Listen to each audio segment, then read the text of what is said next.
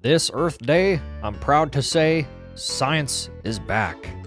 Joe, you say this, but then you do this. You get on a conference call with the world leaders, and you're the only one wearing a mask out of this entire group. And I'm no scientist, but I don't think the virus can travel between screens like this on a Zoom call. I'm Tyler Zed. Welcome to Zeducation. Welcome to my channel, and welcome to another episode of That Didn't Age Well. If you are new to this series, here on this series, we highlight hypocritical and lying politicians, mainstream media, and celebrities and entertainers. And today we have a lot of hypocrites, liars, and idiocracy to go over. We've got more Joe Biden, we've got more lying mainstream media, we've got Congress, and we have LeBron James. We have a jam-packed episode on today's That Didn't Age Well. Before we get into today's list of things that didn't age well, please continue to support this channel by subscribing and clicking the bell for notifications when new videos are uploaded. Now, on to today's top 10 hypocrites, liars, and idiocracy in America. Number 10. Over the entire course of the pandemic, the battle cry from the far left in Congress is cancel rent, cancel student loan debt. And one of those very loud voices in Congress being Ayanna Presley, who has been tweeting things like this over the past year. 11 days until rent is due again. It's time to cancel rent and mortgage payments. Cancel rent. Send recurring cash survival checks. This is literally a matter of life and death. It's absolutely time to cancel rent. This is the same Ayanna Presley who was a landlord when she was tweeting this stuff and collecting rent checks. This is a matter of life and death. How dare you put your tenants in that situation? How come you didn't cancel rent for them? Unbelievable. A little bit hypocritical, don't you think? Number 9. The term fake news was not around just because Trump was saying it. It was around because there is actual fake news, and we just got our most recent example of that. Do you guys remember when these types of headlines were in the news? Biden campaign blasts Trump over Putin call that did not discuss Russian bounties on US troops in Afghanistan. On Russian bounties, what did Trump know, and when did he know it? Trump would do anything for Putin. No wonder he's ignoring the Russian bounties. Russian bounties mess is all Trump's scandals rolled into one. The Russian bounties. Trump doesn't even care about the troops anymore, and he's totally ignoring it. The Russian bounties. This was blown up. It was in Biden's campaign. They used this against Trump. But the problem with this, like many stories now, this wasn't real. There were never Russian bounties. US intel walks back claim Russians put bounties on American troops. The US intel has been so reliable these past 4 years. It's just mind-boggling. There's only two explanations for this. US intel is incompetence, or US intel is a weaponized political tool. Same thing with the media. Further proof that we can't trust these people. They made up a story again. Number 8. Speaking of fake news and driving narratives, last week, Chris Cuomo of CNN said this. CNN's Chris Cuomo. White people's kids need to start getting killed for police reform to happen. Implying that, white people don't ever get shot by cops. They don't ever get killed by cops. It's only a black community issue, which is not true because here are the statistics. These statistics are from the Washington Post database. And as you can see, white people's kids actually die at a higher rates. So I would love for Chris to explain this. I highly doubt that is going to happen. Stop listening to these people. They are purposely trying to drive a wedge between groups in America. Why? Votes. Number 7. For this one, I want to flash back to the 80s because this is becoming a hot topic again in the news. When this headline came out, UN predicts disaster if global warming not checked. And look at this, June 29th, 1989. And in this AP article, entire nations could be wiped off the face of the earth by rising sea levels if the global warming trend is not reversed by the year 2000. Wiped off the face of the earth. Can you believe that? How terrifying, how scary. Wow. And their prediction was 2000. We're 2 decades past their prediction, and no countries have been wiped off the face of the earth. The experts predicting spot on again. The experts precisely predicting wrongly yet again. Number 6. I absolutely love this one. Back in 2019, this headline came out saying millionaires say they are more likely to vote for Joe Biden over Donald Trump in 2020 elections. Flash forward to 2020, Wall Street spent over $74 million to back Joe Biden's run for president, topping Trump's haul. So Wall Street overwhelmingly supported Joe Biden. And as I've said many times before, you get what you vote for. And these people, these Wall Street people, are not happy after Joe Biden announced his new tax hikes. Rich Americans face Biden tax hike with anger, denial, and grief. Investors irked by plan for capital gains tax of up to 43.4%. 43.4% capital gains tax.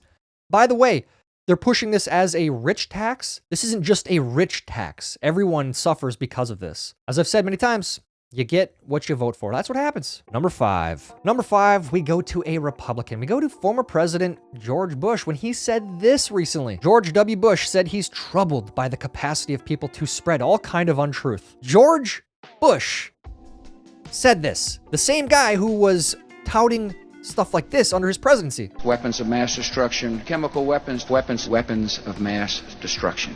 Dangerous weapons, even more dangerous weapons. Question for you, George. Have we found those yet? We're 2 decades almost past when you were spouting this, getting Americans scared and terrified when we went into Iraq that had nothing to do with the 9/11 attacks. And we never found any weapons. So again, maybe there were, maybe they shuffled them off, but we never found them. And you're talking about spreading all kinds of untruth. So either A, incompetence, B, lies. So both are just as bad in my opinion. Both are untruthful in my opinion. So it's very, very funny to see you say stuff like this. And this is just a reminder that a lot of these people, Democrats and Republicans, a lot of them are on the same team. It doesn't matter what side they are on. Not all, but George Bush, he's one of them. Number 4. The blue check marks. Oh, you love these ones. The ones that have, 10,000 followers for I don't know what. Ones like this, who tweeted, "Abolish the police, no matter the verdict." Abolish the police. What a great idea. And the same person tweeted this last fall. Stalked again by a man in a car on the morning walk and ended up filing a police report. Not a great start to the day. But you want to abolish the police. But you're using the police to try and keep yourself safe from stalkers. What would you do without the police if someone stalked you again? What a stupid idea to abolish the police. Number 3. More media lies, something that was jammed down our throats when an officer on January 6th was bludgeoned to death by a fire extinguisher. That was the report from the New York Times. That's what they told us. And the blue check marks were at it again. Like this guy, I have no idea who this is, but he was saying there's now a Brian Sicknick truth movement on the right, which suggests Sicknick either died of natural causes or was murdered to tarnish ex-President Trump. Today, this new conspiracy theory made its way to the National Review. I trace it to its source. Conspiracy theory. Oh, the people are lying. Wow. Josh Marshall saying that it was just conspiracy theory. But last week, Officer Brian Sicknick died of natural causes day after Capitol invasion. Medical Examiner rules. Oh, the conspiracies. Oh, the conspiracies. This guy, part of the fake news, part of the problem. Is he going to write another article now apologizing for all these people who were right? I don't know. It's worth asking. Number 2. Last week, Derek Chauvin was guilty on all 3 charges. That was the justice system at play. But it wasn't enough for some people, specifically people like AOC. This verdict is not justice. Frankly, I don't even think we call it full accountability because there are multiple officers that were there. It wasn't just Derek Chauvin. And I also don't want this moment to be framed as this system working because it's not working. He's going to prison for life, likely. Those other officers are going to be on trial here soon, and the system's not working. This is just a reminder that it will never be enough, and as she said, the system is not working.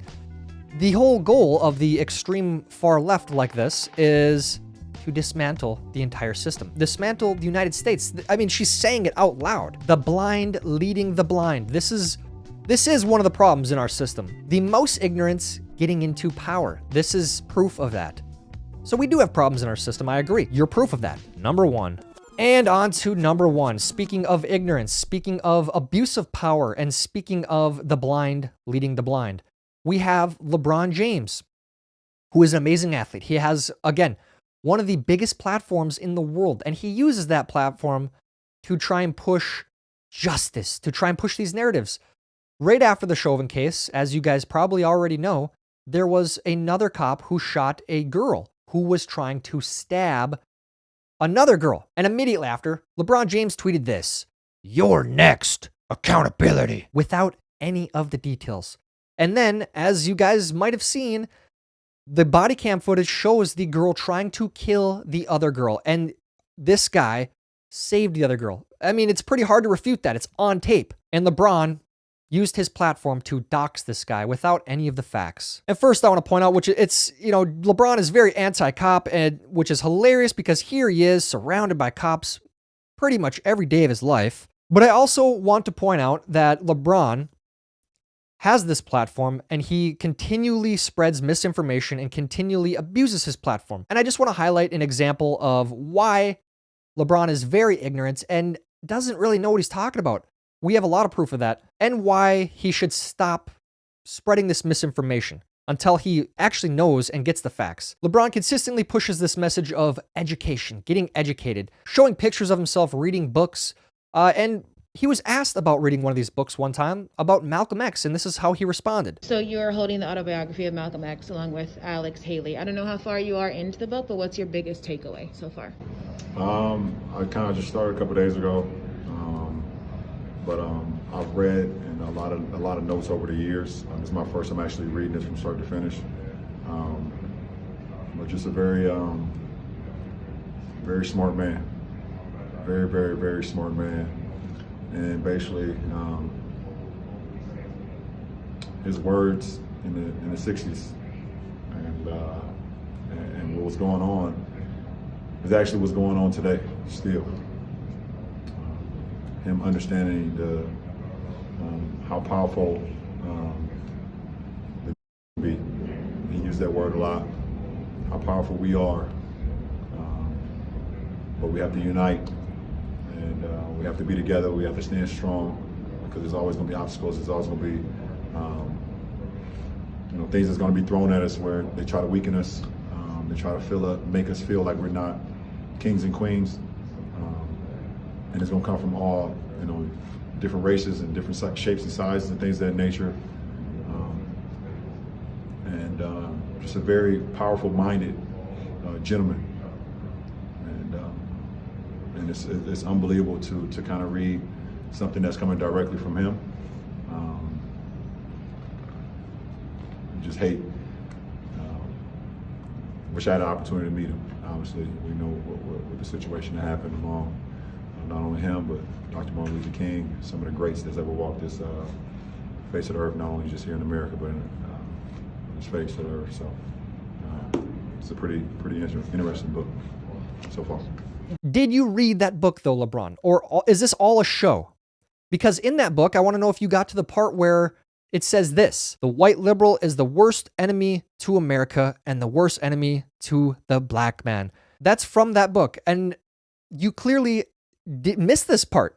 You did. And I also want to point out another thing that Malcolm X stood for and what he said, and that was this. I just told you a little while ago, these leaders that they call leaders, this included Lena Horne, this included Dick Gregory, and this included comedians, comics, trumpet players, baseball players. Show me in the white community where a comedian is a white leader. Show me in the white community where a singer is a white leader, or a dancer or a trumpet player is a white leader. These aren't leaders. These are puppets and clowns that have been set up over the white community and over the black community by the white community and have been made celebrities and usually say exactly what they know that the white man wants to hear. Calling entertainers and athletes clowns.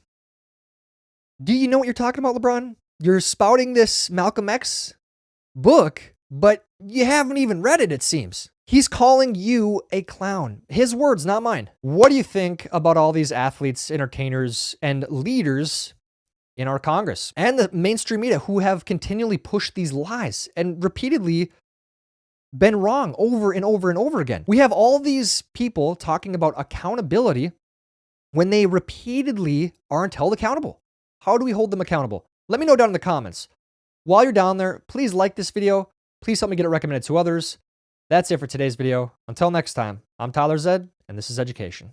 And the kids used to come up and reach in the pool and rub my leg down so it was straight, and then watch the hair come back up again. They'd look at it. So I learned about roaches. I learned about kids jumping on my lap. And I've loved kids jumping on my lap. Idiots.